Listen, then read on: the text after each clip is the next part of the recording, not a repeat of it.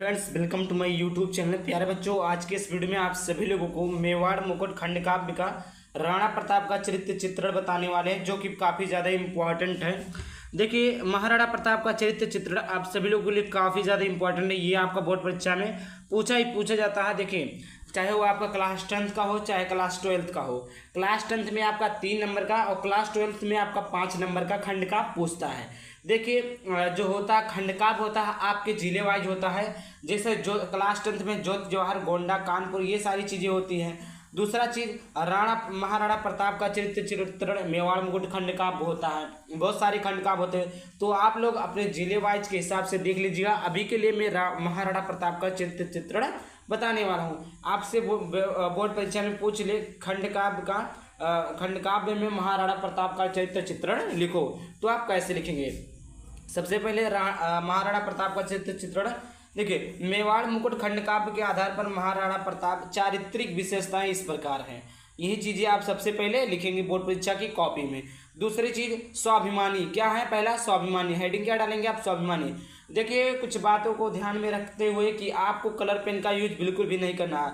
जैसे हमने क्या किया, यहाँ पर ग्रीन पेन, यहाँ पर रेड पेन का प्रयोग किया है, तो आप लोग उसमें ग्रीन पेन रेड का पेन का प्रयोग नहीं करेंगे, क्योंकि ये जो पेन का प्रयोग किया हमने आप लोगों को सुंदरता दिखाने के लिए ही किया है। तो आप लोग ऐसा मत करिएगा कि आप लोग भी लाल पेन से लिख दीजिएगा या हरे पेन से लिख दीजिएगा। स्वाभिमानी आप लोगों ने हेडिंग डाला। महाराणा प्रताप एक स्वाभिमानी पुरुष थे। उनकी नस नस में स्वाभिमान समाया है। स्वाभिमान में स्व में सोता है स्वयं, अभिमान में सोता है जो खुद पे गर्व हो।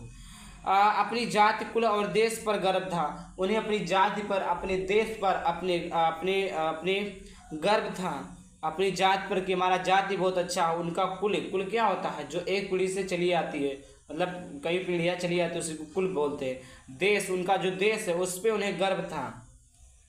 स्वाभिमान के कारण वह मेवाड़ की मुक्ति के लिए वो जीवन भर संघर्ष करते रहते हैं। मतलब वो उनके अंदर क्या था, स्वाभिमानी थे। उसी के कारण मेवाड़ की मुक्ति के लिए वो हमेशा लड़ते रहते हैं, जीवन भर लड़ते रहते हैं और जीवन भर संघर्ष करते रहते हैं। दूसरा चीज़ें आपका यहाँ पर देखिए, दृढ़ प्रतिज्ञ। क्या चीज़ें हैं, दृढ़ प्रतिज्ञ।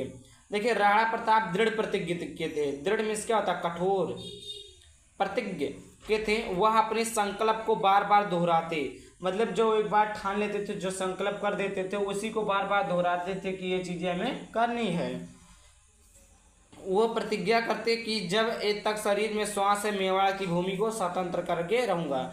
देखिए, प्रतिज्ञा, जैसे कोई कहता नहीं हम कसम खाते हैं, प्रतिज्ञा लेते हैं, कसम खाते हैं, उसी प्रकार वो प्रतिज्ञा लेते हैं। दृढ़ प्रतिज्ञा, दृढ़ का मतलब कठोर, प्रतिज्ञा का मतलब कसम, मतलब वो कठोर कसम खाते हैं। क्या कसम खाते हैं कि जब तक मेरे अंदर श्वास रहेंगी, जब तक मेरे शरीर के अंदर श्वास रहेंगी, सांसें चलेंगी, तब तक मैं मेवाड़ की भूमि के लिए स्वतंत्र करके रहूंगा। चाहे जो हो जाए, चाहे जितनी मेहनत लग जाए, मैं मेवाड़ की भूमि को स्वतंत्र करके रहूंगा। ये मेरा दृढ़ प्रतिज्ञा है, ये मेरा कठोर क्या है, कठोर प्रतिज्ञा है, कठोर प्रतिज्ञा है ये समाज। तो उसके बाद देखिए अगला है देशभक्त। क्या है प्यारे बच्चों, देशभक्ति।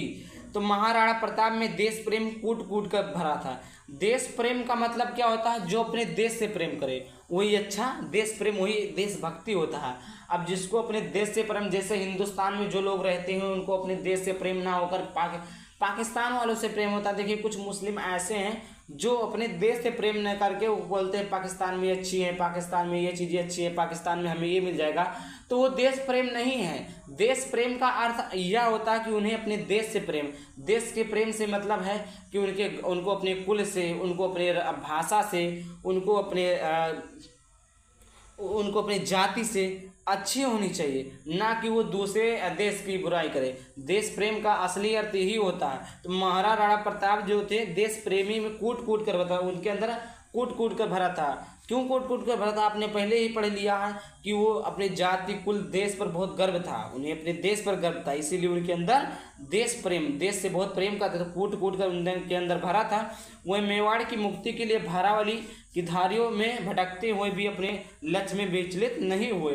देखिए, वो मेवाड़ की मुक्ति के लिए, मेवाड़ को स्वतंत्र कराने के लिए उनके अंदर आगे बहुत सारी परेशानियां आई, बहुत सारी समस्या आई, लेकिन वो विचलित नहीं हुए, अपने रास्ते पर, अपने पथ पर चलते रहे कि हमें ये चीज़ें इनको स्वतंत्र कराना है, इस देश को स्वतंत्र कराना है, इस मेवाड़ को स्वतंत्र कराना है, वो अपने मार्ग से विचलित नहीं हुए।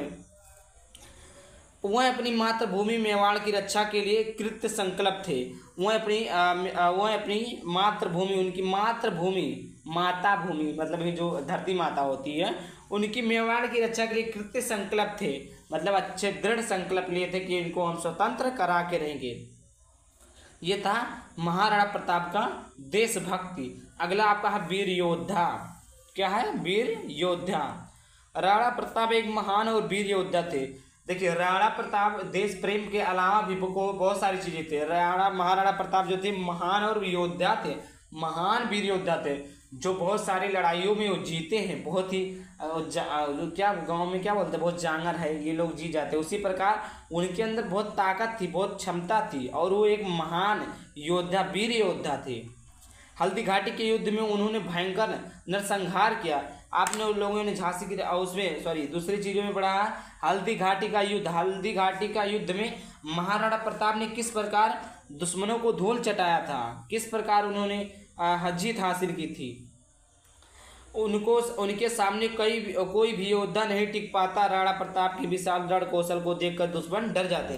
वीर योद्धा का मतलब क्या, अगर आप ऐसे रटे नहीं, आप अपनी भाषा में याद करें। वीर योद्धा का मतलब क्या, आप ऐसे लिख दिए राणा प्रताप एक महान वीर योद्धा थे। महाराणा प्रताप बहुत सारे युद्धों में, बहुत सारे संग्रामों में, बहुत सारे युद्धों में जीत हासिल किए हैं। उन्होंने हल्दी घाटी की युद्ध में दुश्मनों को धूल चटाया था, और उनसे जितने भी दुश्मन थे वो क्या थे, डरते थे। इस प्रकार आप बढ़ा चढ़ा के भी लिख सकते हैं। कोई ज़रूरी नहीं कि इसमें जो चीज़ें लिखी वही चीज़ आप रट कर जाकर लिखिए, आप अपनी भाषा में भी लिख सकते हैं। कोई दिक्कत नहीं होनी चाहिए। कोई भी प्रॉब्लम हो तो जो कमेंट कीजिए। आगे देखते हैं। अगला देखिए धैर्यवान। धैर्य का मतलब जो चीज जिसके अंदर धैर्य होती है। बहुत लोग कहते नहीं जल्दी करिए, वो उसको लबलबहा बोलते हैं। धैर्य का मतलब कोई काम मस्तिले से होता है, उसको धैर्य बोलते हैं। जैसे महाराणा प्रताप निर्भीक, साहसी और धैर्यशाली थे। उनके अंदर धैर्यशाली, जैसे कुछ लोग कहते हैं कि चलिए काम कर लेते हैं, तो कहेंगे बाद में थोड़ा कर लेते हैं, तो उनके अंदर धैर्य नहीं रहेगा। एक बार सुन लेंगे, नहीं करिए अभी काम, ये करिए अभी काम, ये करिए अभी काम, उनके अंदर धैर्य नहीं रहता। तो महाराणा प्रताप के अंदर धैर्य था। तो महाराणा प्रताप निर्भीक, साहसी और धैर्यशाली थे। वह कष्टमय जीवन बिताते थे। कष्ट हो जिसका मय मतलब कष्टमय, मतलब जीवन जिसका कष्टों से, दुखों से भरा हो, उसी को कष्टमय बोलते हैं। उनका जीवन बिताते हैं, फिर भी शत्रु के सामने सिर नहीं झुकाए। वह जंगल में रहकर भी धैर्य नहीं छोड़ते। मतलब देखिए, महाराणा प्रताप एक निर्भीक, साहसी और धैर्यशाली थे। उनका जीवन कष्ट में बीता, वो अपने जीवन को कष्ट में से बिताते थे, लेकिन फिर भी वो शत्रुओं के सामने कभी नहीं झुके। शत्रुओं के सामने कभी भी अपने सिर को नहीं झुकाए। शत्रुओं के सामने वो जंगल में रहकर भी वो धैर्यशीलता बनाए रखे। ये चीज़ें थी। अगला आपका निष्कर्ष। इस प्रकार हम कह सकते हैं कि महाराणा प्रताप एक स्वाभिमानी, दृढ़ प्रतिज्ञ, देशभक्त तथा धैर्यवान वीर योद्धा थे। ये चीज़ें आपको निष्कर्ष क्या निकला कि इस प्रकार हम कह सकते हैं कि महाराणा प्रताप स्वाभिमानी, दृढ़ प्रतिज्ञ, देशभक्त, वीर योद्धा, धैर्यवान वीर योद्धा थे। इस प्रकार आपको लिखना है। तो देखिए, इतना सारा था। अगर आप लोग इसका PDF चाहते हैं कमेंट कीजिएगा, PDF भी प्रोवाइड कर देंगे। चलिए मिलते हैं किसी नए वीडियो किसी टॉपिक के साथ। Bye bye, thank you. जय हिंद, जय भारत, वंदे मातरम।